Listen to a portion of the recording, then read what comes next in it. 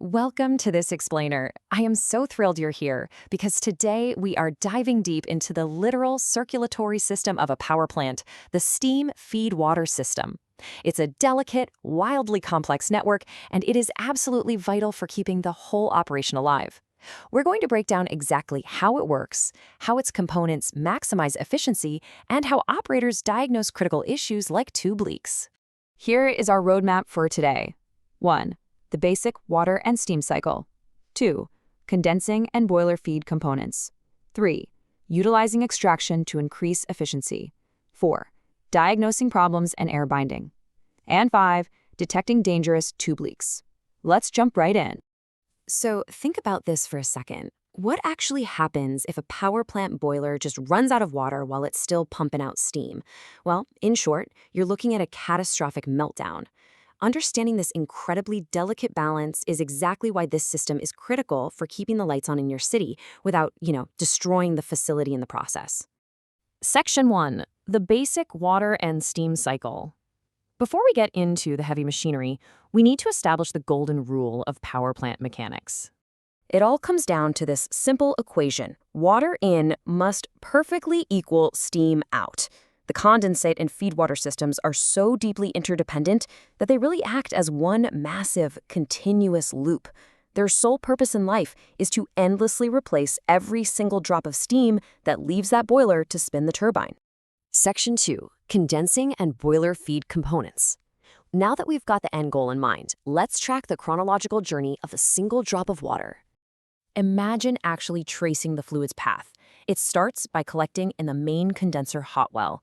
Then it gets pressurized by the boiler feed booster pumps, slammed with even higher pressure by the primary boiler feed pumps, snakes its way through the high-pressure heaters, and finally enters the boiler economizer.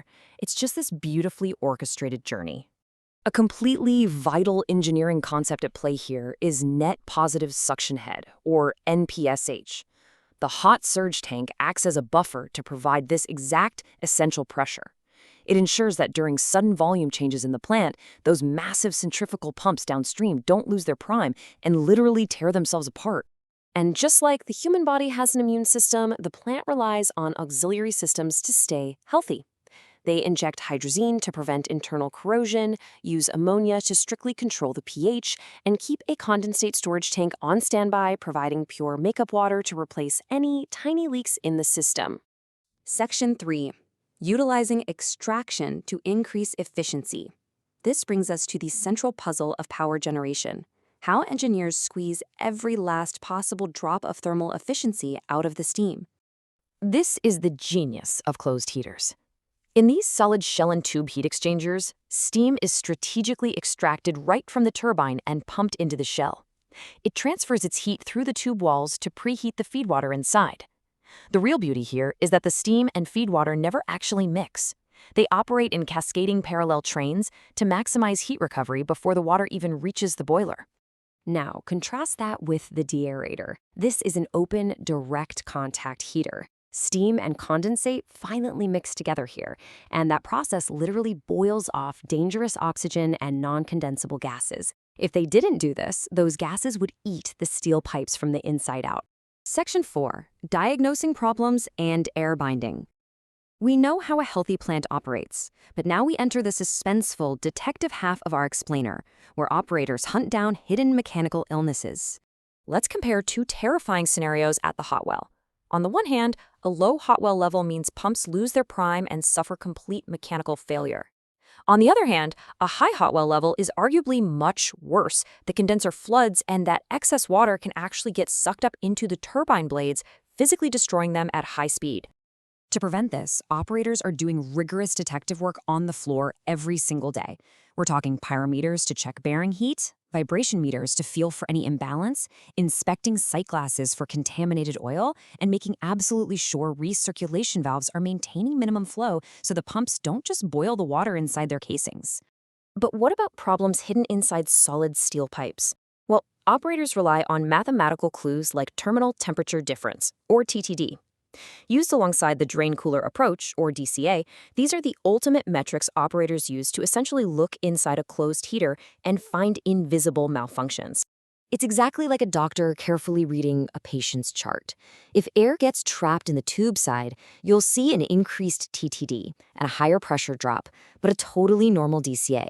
But if air binds the shell side, basically blanketing the tubes, your TTD still increases, but your feedwater temperature noticeably drops. Consider what happens with a low shell water level. Steam violently blows completely through the drain cooler without ever condensing. When this happens, the diagnostic red flag entirely shifts. Your TTD might stay totally normal, but your DCA drastically spikes. It's a massive warning sign. Section 5. Detecting dangerous tube leaks.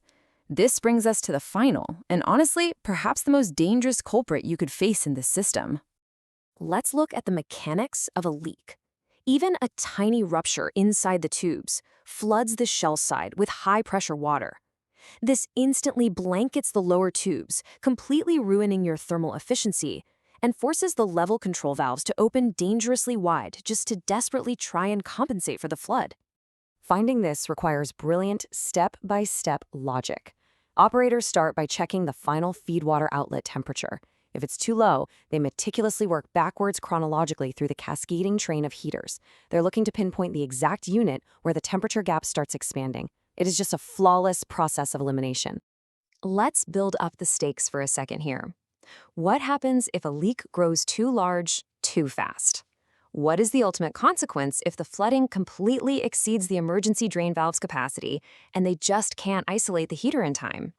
This is the terrifying reality of this detective work.